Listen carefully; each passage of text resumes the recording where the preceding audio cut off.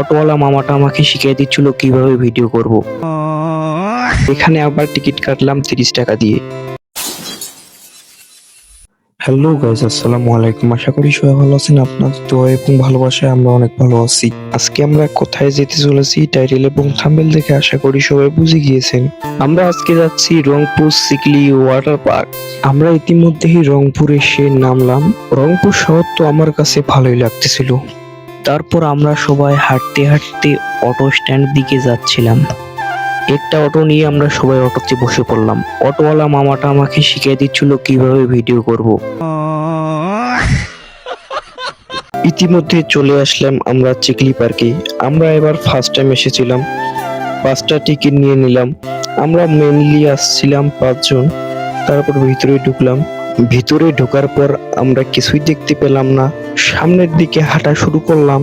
কিছুক্ষণ হাঁটার পর দেখতে পেলাম মেইন আকর্ষণ সিকলি পার্কের ব্রিজটা। আমরা মনে করেছিলাম এই দিক দিয়ে মনে হয় ঢোকে, তবে পরে শুনলাম এটা বের হওয়ার রাস্তা, ঢোকার রাস্তা সামনে। এখানে আবার টিকিট কাটলাম 30 টাকা দিয়ে। প্রথমে নিয়েছিল 20 টাকা। 20 টাকা দিয়ে আমরা কিছুই দেখতে পেলাম না। আমার মনে হচ্ছে যে 50 টাকা এখানে নিলে ভালো হবে। কিছুক্ষণ ঘোরার পর আমরা একটা দেখতে পেলাম ঝর্ণা। ঝর্ণাটা অনেক সুন্দর ছিল, পানি পড়তেছিল, আবার নিচে মাছগুলো ছিল অনেক সুন্দর। ঝর্ণাটার সামনে একটু ভিডিও করে নিলাম, স্মৃতি হিসেবে থেকে যাবে। এই দিকে আসার পর অনেক সুন্দর মাছ দেখতে পেলাম। গ্লাস লাগা আছে, গ্লাসের ভিতর দিয়ে মাছগুলো দেখা যাচ্ছে সরাসরি লাইভ। তারপর দেখতে পেলাম উত্তরবঙ্গের সবচেয়ে বড় নাগরদোলা হচ্ছে এটাই আমার দেখা।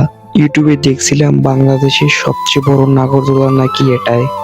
নাগরদোলার সামনে একটা ঘরের ভিতর অনেকগুলো রাইড ছিল, বাচ্চাদের ছিল, বড়দেরও ছিল।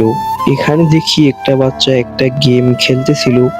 গেমটার নিয়ম হচ্ছে একটা টেডি বিয়ার হ্যাঙ্গারের ভিতর ঢুকাইয়ে ফেলতে হবে, তবে বাচ্চাটা ফেলতে পারলো না।